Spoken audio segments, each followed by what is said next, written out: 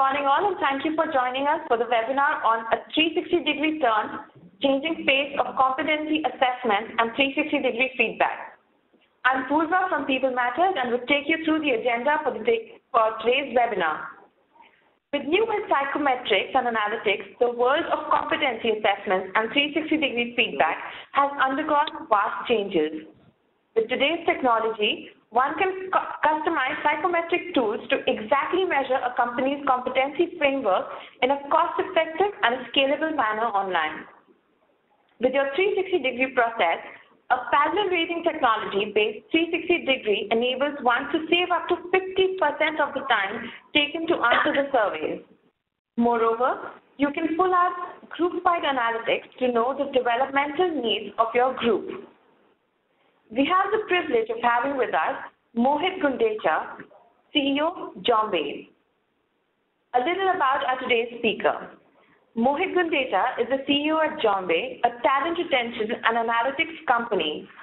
He is passionate and is an entrepreneur who believes in using technology to solve real-world problems. Prior to Jombay, Mohit was the country head for MIG33, a mobile community of more than 50 million users. Our partner for today's webinar for helping us make this program possible is Jombay, a talent retention and analytics company. It has been selected among India's most promising HR company by People Matters and NHRDN for 2014.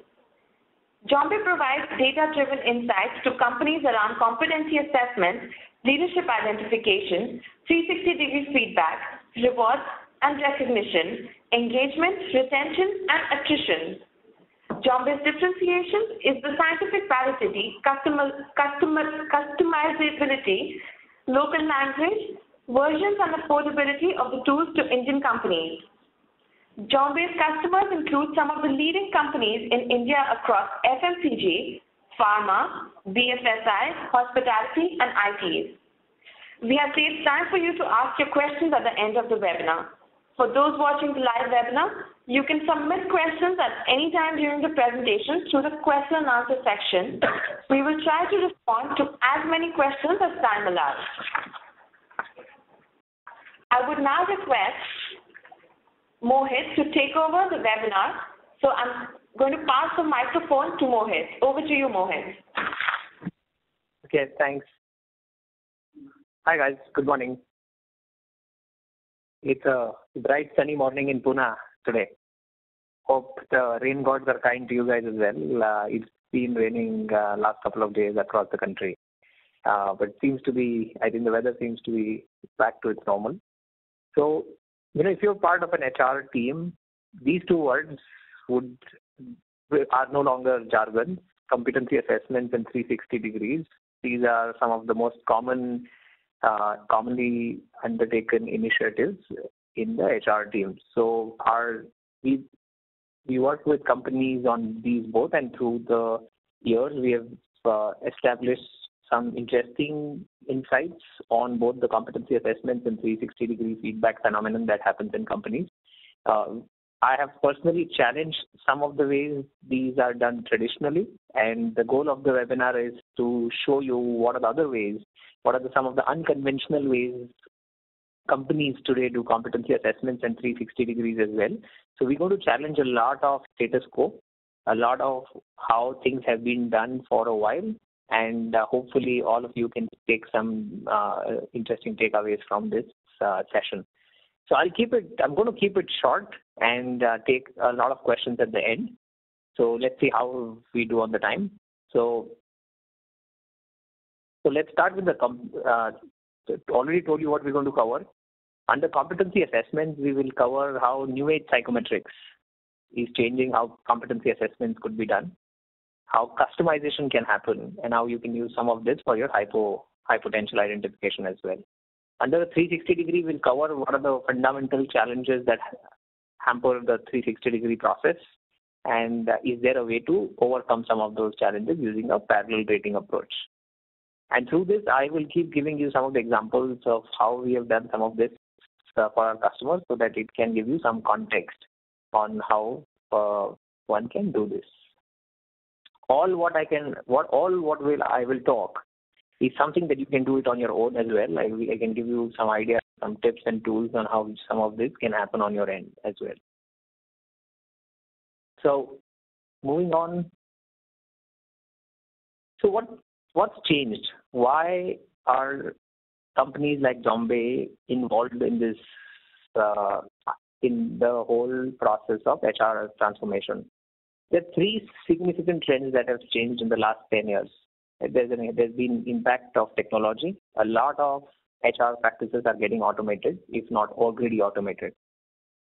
Psychometrics has evolved and is continuing to evolve. This age-old science of psychology has rapidly transformed, and we all need to keep pace with that. And analytics. So this is perhaps the most commonly used word in HR today. There's so much discussion and deliberation that happens around analytics.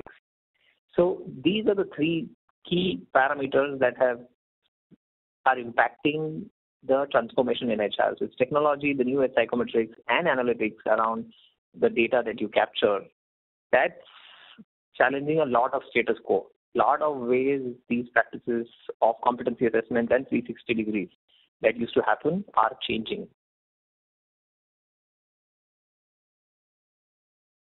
So let's start with competencies.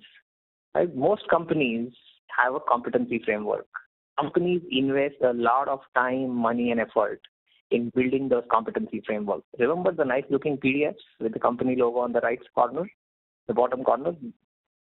Companies, business heads, a lot of deliberation happens, expensive consultants are put in place, a nice looking competency framework according to levels, associates and managers and VPs and AVPs and CEOs and whoever you may, a detailed documentation is done. The fundamental goal is to enable consistency in evaluation. The input is great.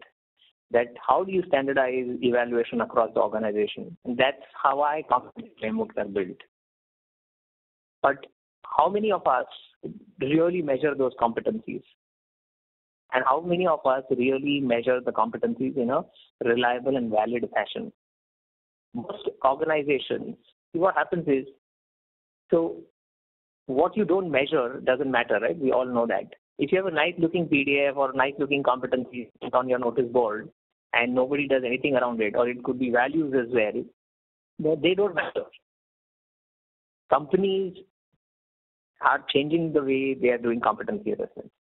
Initially, only managers used to do the competency assessment. There was a list of competencies and it was all the onus was on the manager.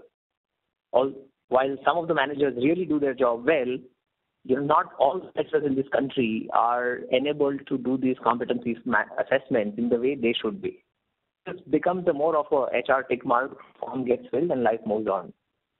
So why are companies facing challenges in measuring these competencies? The competencies, whichever companies you go, there could be some or the other difference, but the competencies predominantly are very, very similar.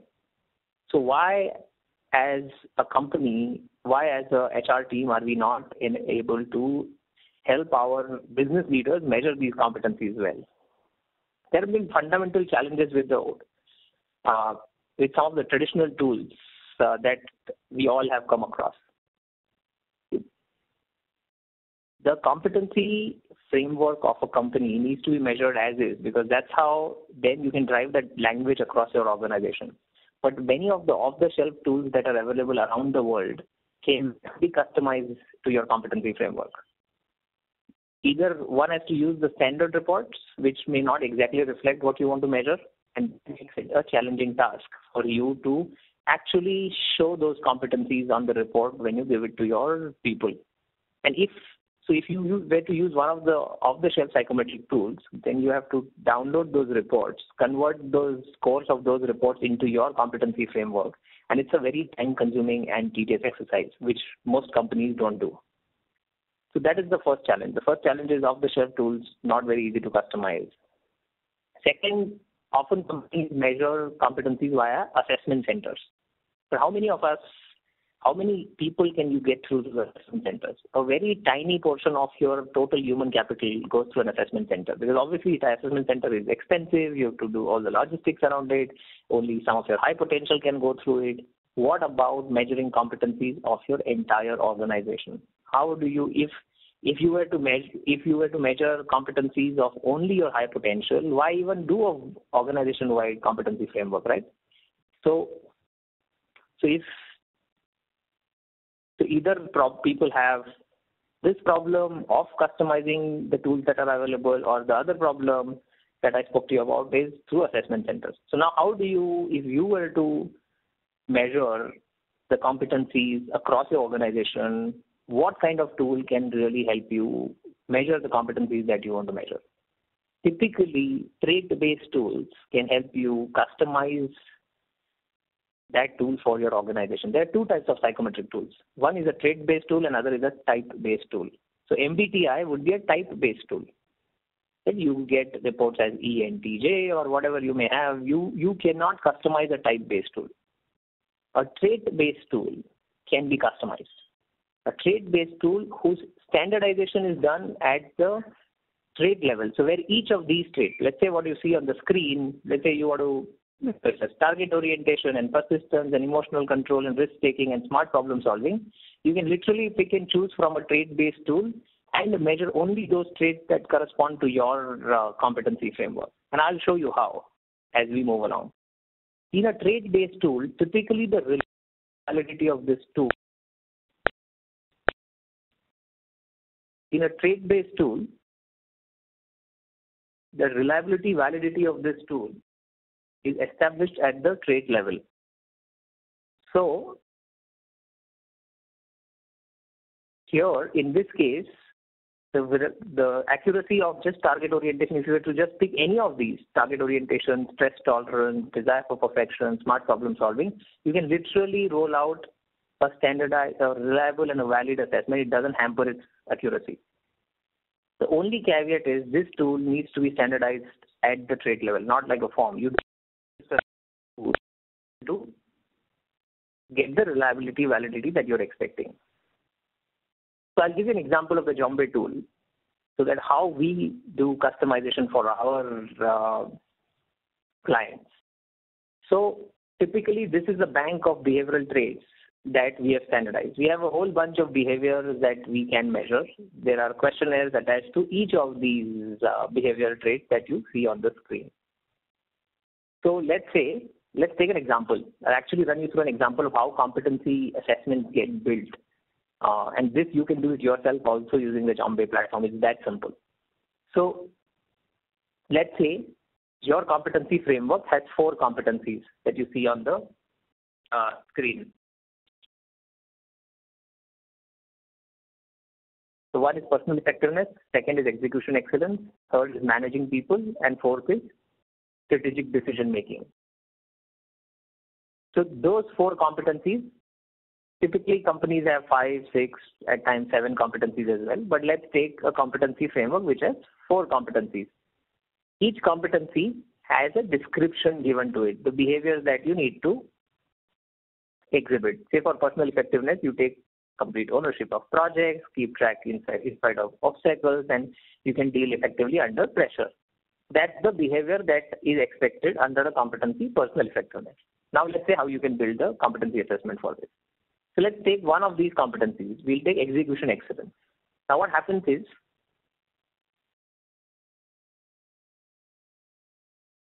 for execution excellence, you can literally get into a trait-based tool like Jombe, where reliability is established at the trait level. And based on what the behaviors that are described under this competency, execution excellence, you can pick and choose traits that map to this competency. So to measure execution excellence, you will need to measure foresight, planning and prioritization, target orientation. That's it. So now you can literally actually see this competency in a report. I will show you. So what we did, or what Jombe psychologists do, or you can do this yourself as well, that they go through the description of the competency and pick relevant traits from the Jombe's bank of behavioral traits to be able to measure this competency execution excellence. similar thing can be done for other competencies as well. Personal effectiveness, managing people, strategic decision making. Now, once that is done, I will now show you how actually this report will look like. Now, what you can see on the screen is a sample report based on those 4 competencies. So, of course, after the competencies get built, assessment link is sent to the candidate answers a set of questions, and a report gets generated. So once somebody goes through the competency assessment, this is how the report gets generated on your same 4 competencies. So now you see the same 4 competencies here: personal effectiveness, execution excellence, managing people, and strategic decision making. This is the page 1 of the report. It gives you the scores on these competencies. Personal effectiveness, somebody has scored an average; on execution excellence, he has scored a below average, and whatever the scores are there. So this is the page 1 of the report. Now page 2 of the report tells you under each competency what were the traits that were measured. So under personal effectiveness, 1 we measured stress tolerance, persistence, responsibility of outcomes. The green depicts the area of strength, the orange depicts the area of improvement. Simple report. Your line managers can also understand this. You don't need to be a psychologist or a certified professional to be able to understand these reports. So even execution excellence. Now you know what are the traits that are measured: foresight, planning, and prioritization. So whatever you saw in the mapping, now you can see it in the report. Now the page 3 of the report. Page 3 of the report tells you how far is the person from the desired range. This responsibility of outcomes, this person has scored average on the lower side, and his desired range is this blue bar. He has not scored in the desired range. So you get a training guide based on that. You get a consolidated training guide or based on higher batch of people that go through. You can even see what are you can even get these exported as Excel sheets. Some of these can even use for high potential identification. These competency assessments can also be used for first-time manager evaluation, for high potential development or leadership development exercises. So once you can literally measure what competencies you have, you can use this across the board. So let's move on back to the presentation.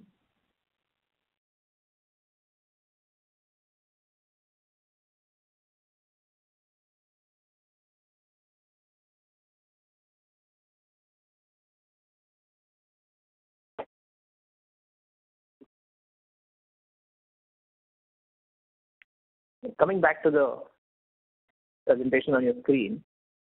So I told you the advantages of these. You can literally measure the same competencies. As I was saying, companies spend a lot of effort in making these competency frameworks, and companies want to drive down the same language and the importance of the competencies down the line. If you don't measure those competencies, people don't remember. If you just ask simple 2 questions to your people. Do they know the values of the company, and do they know the competencies that they are supposed to exhibit in their role? I am telling you, 9 out of 10 people will not remember the competencies because they never get measured, nor a report was shared with them on what the competencies and where they stand. Moment you measure it, it matters to people, and they will start subconsciously improving on those competencies. So you can now measure your competencies. You can actually see them in their report. You don't need to force fit. There's no manual effort involved. And you can now use this across the organization. The competency framework finally will get out of the PDF or the PPT that it has been staying in for a while. And if you want to try it yourself, if you want to see how it works in your context, feel free to share your competency framework with me on my email address, mohit@jambay.com. My team can actually show you a similar sample report based on your competencies. So you can literally see how your competency framework-based report will look like, and we can share some trial links also with you, which you can trial out in your entire organization if you like. So now moving on, let's move on to another interesting topic, which is the 360 degree. Right, this is one of the older tools that have been one of the most matured processes in several organizations. 360 degree has been a very interesting aspect for me personally. So when we decided to launch a 360 degree tool, we interviewed a lot of people who have been part of these 360 processes. And we heard two complaints from them more often. One was, it's a long, tedious and boring process. I have to answer the same questions for 10 different people. I really get bored and fatigued. Consistent, and I'm sure, all you HR folks would know that how hard it is to keep sending them reminders to get them complete the 360-degree surveys. People just hate filling those many surveys. And second, we kept hearing was, when I answer the first survey, I am fine. When I answer the second survey, I have a doubt. Was I a bit too strict with the first guy? Am I being too lenient with this fellow? By the time I go to the fifth survey, I'm completely lost. And I randomly answer. There's a lot of haphazard comparison that goes in my mind. So those are the two, being long and tedious, and second, haphazard comparison, were the consistent problems that we saw. Then we researched why are these problems caused. So we came across a theory called social comparison theory. That theory says human tendency is to rate an individual with reference to another person. It says that human beings will rate an individual with reference to other person if they have to rate multiple people. So in that process, people do a lot of haphazard comparison. You want it or not, a lot of haphazard comparison happens when people have to answer one after other on a 360-degree survey. So we were trying to figure out what can solve this problem. What can reduce the fatigue and what can reduce the haphazard comparison that happens when I do so many surveys. So we came up with a very interesting approach that has worked very well, which you can see on your screen, not very clearly visible, but what I can tell you is the parallel rating approach allows you to answer the question for all people in one screen. Let's say 5 people report to you and you have to answer a question, how often does the person go out of the way to help others? Now you can see on the screen, you can answer for Prakhar, Chandrakant, Anuja, Amruta, and Nikhil in one go. One question, all people that report to you.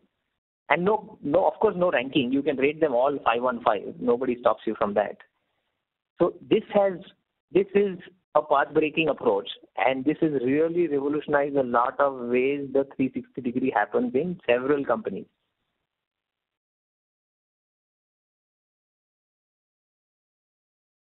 Now, I often, and I'll show you some reports as well how this works, I often get asked, does parallel rating enable comparison between candidates? Ideally, in a 360, especially in a developmental exercise, you don't want people to compare different people, right? It's a developmental input. You don't want people to compare.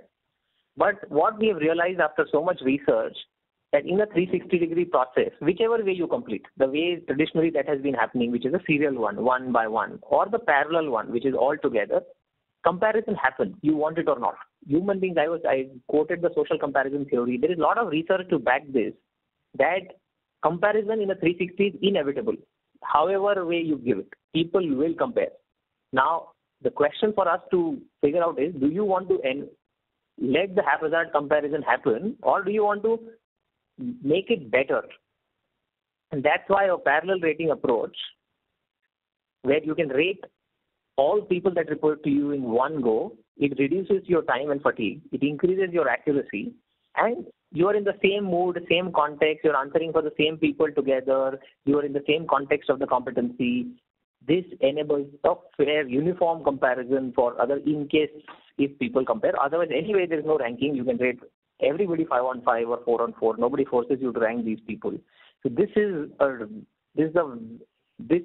going to transform, and I see rapidly a lot of organizations I know adopting this approach of parallel rating. And in a couple of years, you will see most of the companies around the world will adopt a parallel rating approach on a 360. So let me show you how, after somebody completes this, how a report for a 360 degree comes out. Can you go to the report?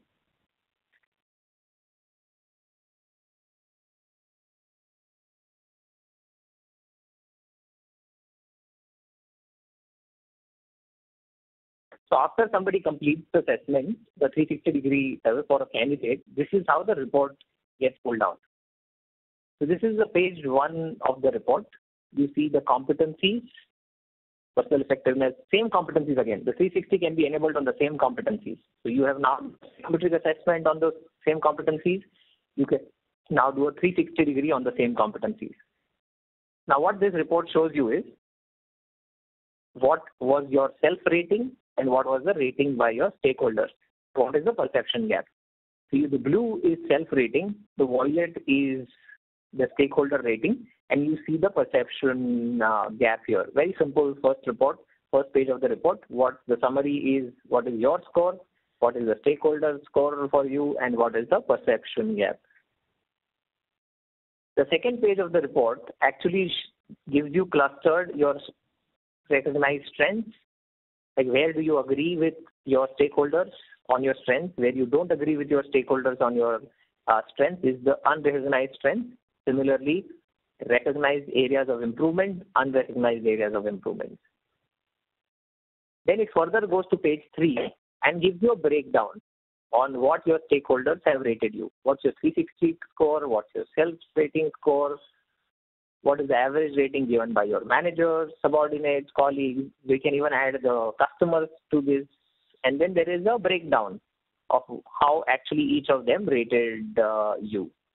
So simple 3-tiered report, data points, the breakdown, the recognized strengths, and the summary of the report. This platform, we can even host somebody else's survey here. If you already have a survey designed, we can actually host this and send you a sample report. So if any of you is interested in trialing out this approach, you can just email me again at mohit@jombe and we can enable you to host your existing survey and trial it out for yourself, how your existing 360-degree survey can be run in a parallel rating approach. So let's go back to the presentation. Yeah, I think I'm pretty much done. Since this is a Women's Day week, my team has created a small interesting video. So I would like to play that and then we can take questions. It's a 2-minute long video. I am sure some of you will connect to the video quite a bit. So it's a quick video and then we'll start the Q&A. I'll request you to put on your speakers. I think they will be on anyway.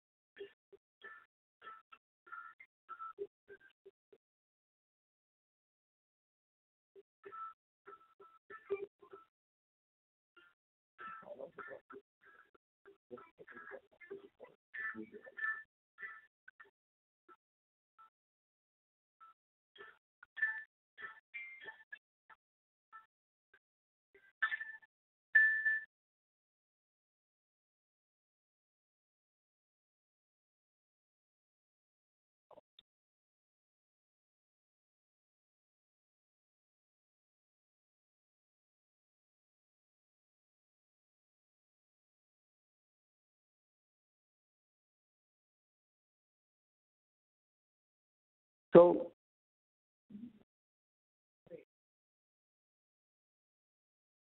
that was it. I think we are now opening up for questions. Hope you like the video, and happy International Women's Day to all of you. So we'll take some questions. If you can start with the questions till the time people post questions. Some quick summary of what we spoke so far in case some of you joined a bit later. The competency assessments and 360 degrees are significantly changing. The world of competency assessment is no longer restricted to only a manager rating the person or the assessment centers or just the elite of the organization, just the high potential going through this. Now competency assessment can be run across. You can actually measure the competencies that you've built using trait-based tools like JobBait. You can literally customize what your competencies are. You will see those in the report. Technology enables you to now on the fly go and customize it in a very cost effective and efficient manner. Even the world of 360 degrees is significantly changing. It's a parallel rating approach that makes it efficient, more uniform across the organization. We do this day in, day out. It's not new.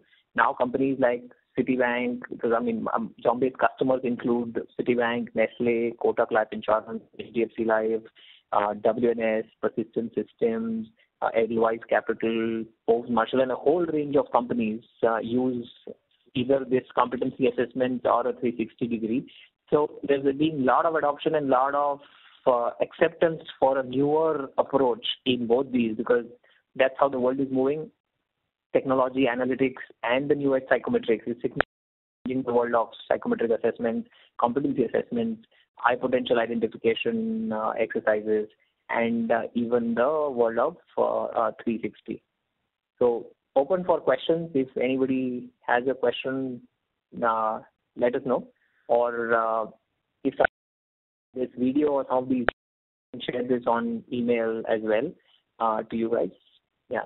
So open for questions. Thanks so much, Mohit, for such an insightful section, and obviously that's really nice video that you just shared with us on for Women's Day.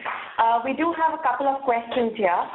So the report that you just shared, so one of our attendees just asked that how are the questions designed for these reports that you just shared on? Right. See, the questions are designed for each of the behavioral traits that has been designed. So all the behavioral traits that you saw. So let me show you one thing.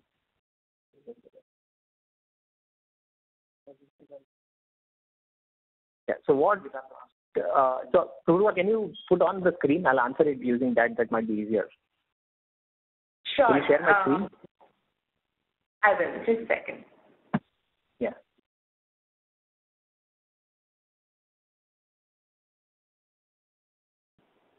Yeah, so Mohit, we've just given you the right. Yeah. So what happens is, in a tool like this, under a competency, there are several behavioral traits. Let's say for data-driven, target orientation, stress tolerance, risk-taking. For each of these behavioral traits, a set of questions is already designed and standardized. So the reliability, validity, norming of these traits is already done. Depending on your competencies, what a tool like JobBait does is it just clusters the traits that are relevant to your particular competency and gives you your competency. So these questions are already designed and standardized. Yeah, Purva, can we shift to the next question? Yes. Thank you so much, Mohit. So we have another question from another listener. So they say that MBTI, as they understand, cannot be used for assessment. Is that correct?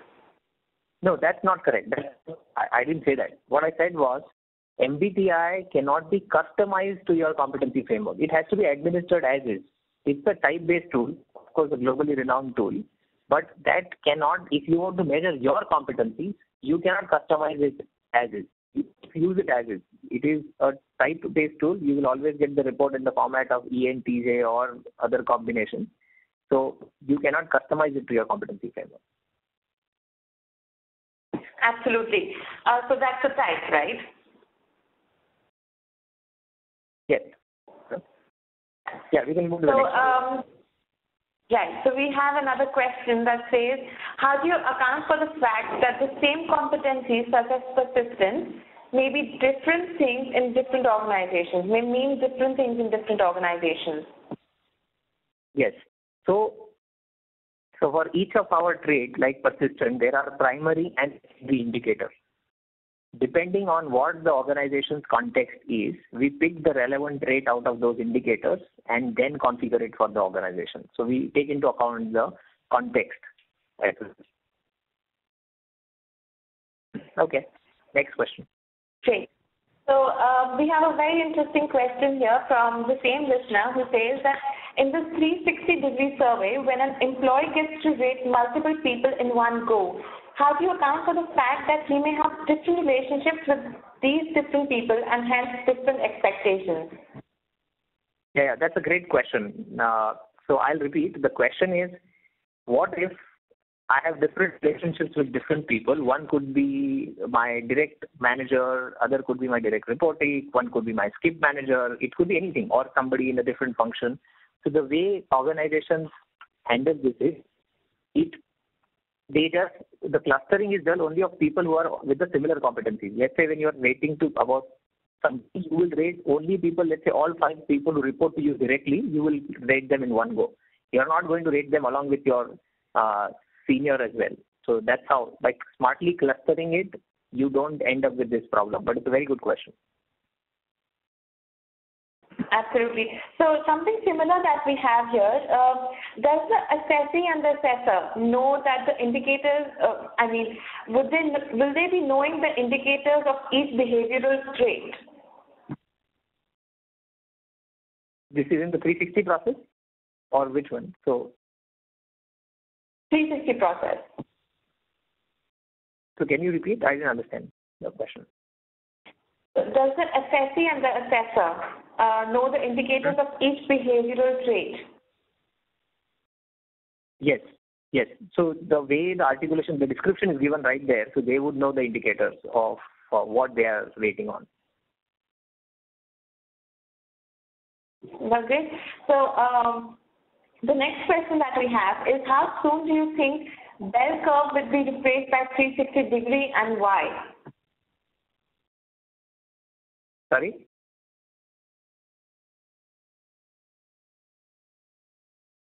Sorry, can you come again? Yeah. So how soon do you think bell curve will be replaced by 360 degree and why? So, see, there's a lot of debate on this topic. I do see people replacing the bell curve by a future predictive analytics model, more on who can be more valuable in the future versus who was more valuable in the past. What I'm seeing organizations moving towards is to predict the future and do a bell curve, more than bell curve. It is about who will be of more value to me in the future, and I will reward those people from now so that I can retain them. So that's how I see this world of 360 also evolving. Apart from feedback, people will do 360 degrees around who can be the top potential.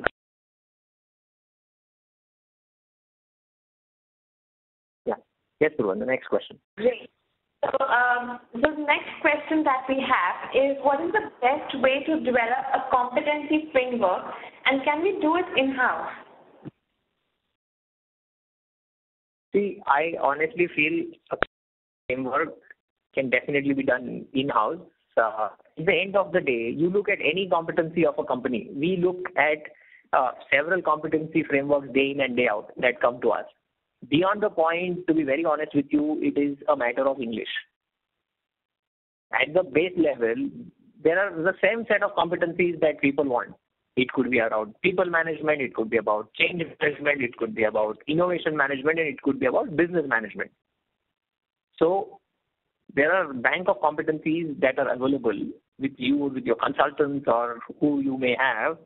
You can definitely design the competency framework in-house. There are several companies I know of who do it in-house or have done it in-house.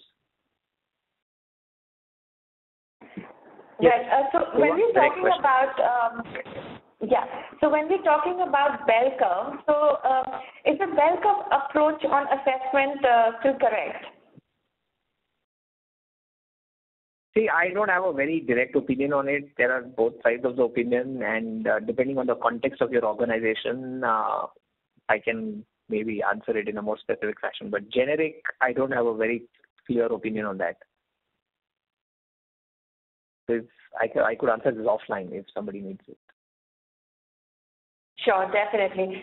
So another question that we have here is, for company-wide competency assessment, is the PMS appraisal process the best way? See, competency assessments, there has to be a triangulation. Just relying on the PMS is not good enough. Typically, companies where I have seen this to be very effectively use a mix of three things. One is the psychometric tool or the competency assessment tool, a third-party scientifically validated tool, measures the person on particular competencies.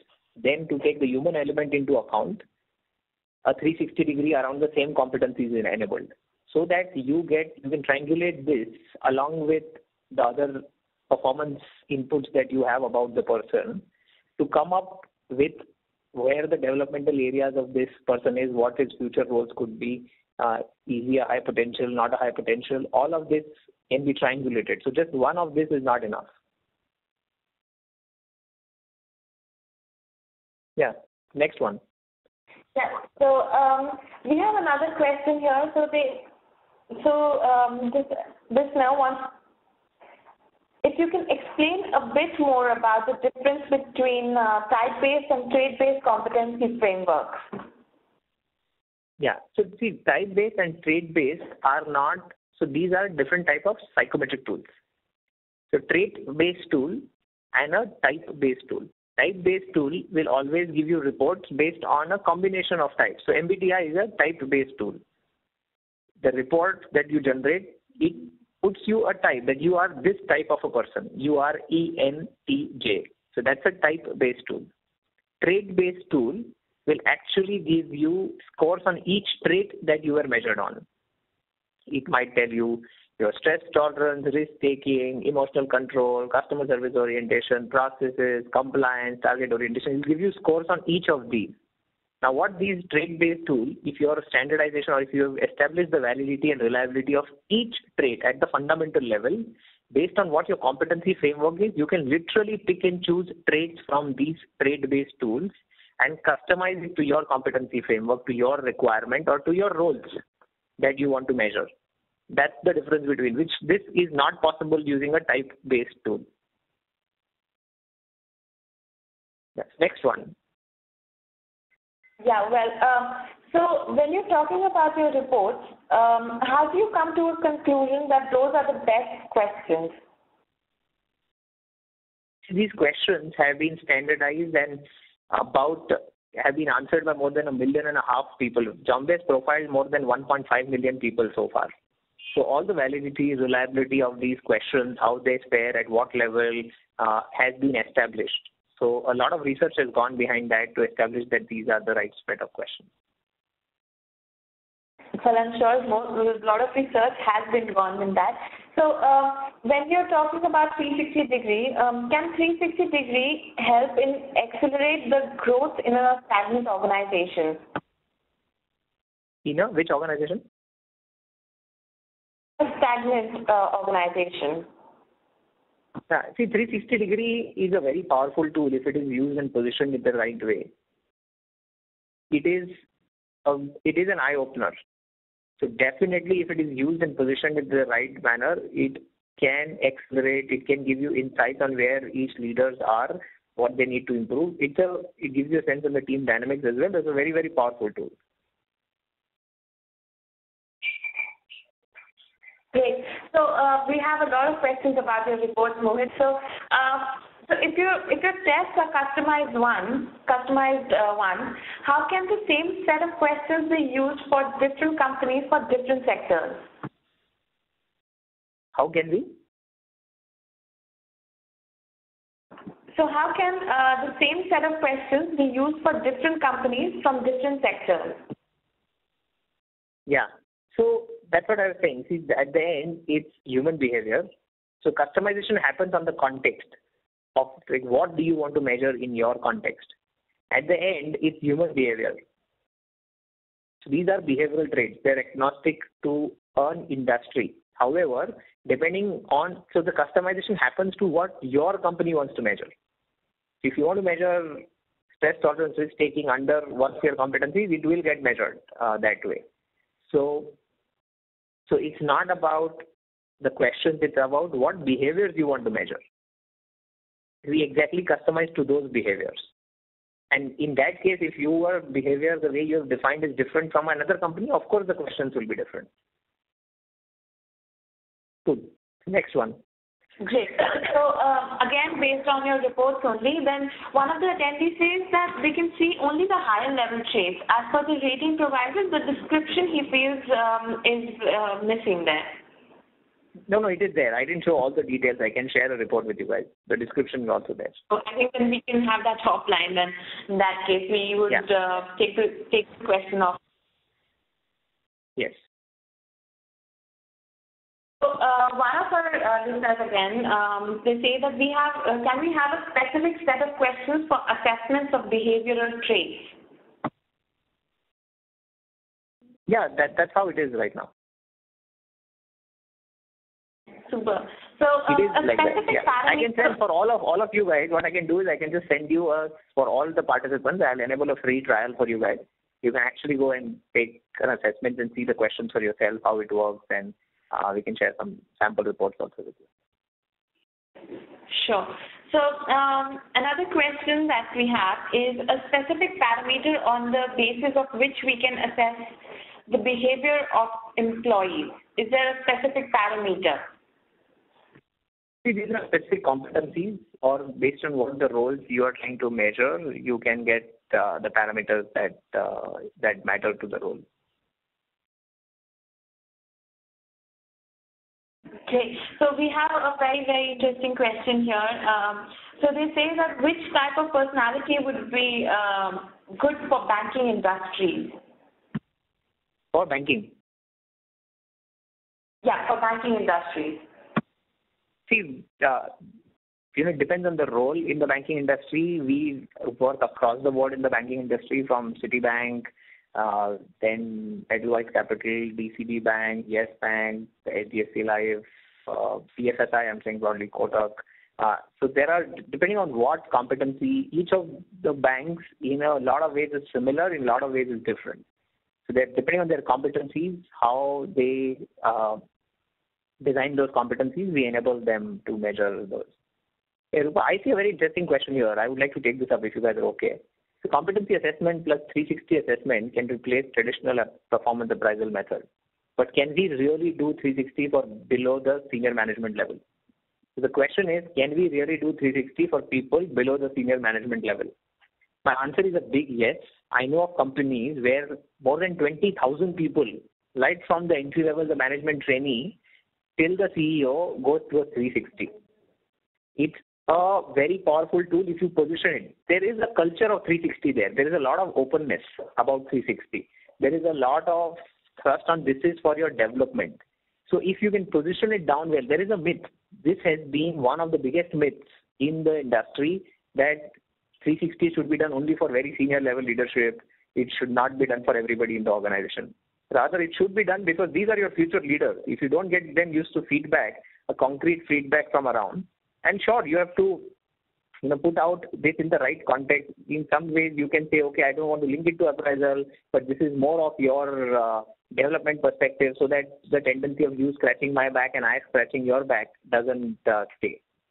So definitely can be used across the board. You just need to position it well. And there's a common question I keep getting asked or told that, hey, my organization is still not mature to take the 360. It will take time. See, the organizations take anyway, so you will never be completely ready. You have to start the journey somewhere and then move it beyond. So you've got to start it today so that over time the process gets matured. Yeah. So, sorry, I hijacked the question, but I found that pretty intriguing, so I thought I'll take it. Yeah, well, not an issue, Mohit. I think we've had a lot of questions today, and thank you so much for sharing such an insightful session with us. So I think with this question and answer session, we are going to wrap up today's webinar. Once again, we would like to thank today's webinar partner, Jombay. Finally, a very, very special thanks to Mohit, the speaker for the webinar, for his time and invaluable information that he has shared with us today. And I would finally like to thank everybody in the webinar audience for participating in today's presentation. We will come back to you with many more. With that, it concludes today's webinar. Thank you and have a great day. Thank you, Purva. Thank you, people. If any of you wanted the Women's Day video and want it on WhatsApp, if you can't see it online, just email me at mohit@jombay.com. I'll get this sent to you on your mobile device. Yeah, great. Have a good week. Happy Holi. Have fun and take care. Bye. Bye-bye. Thank you.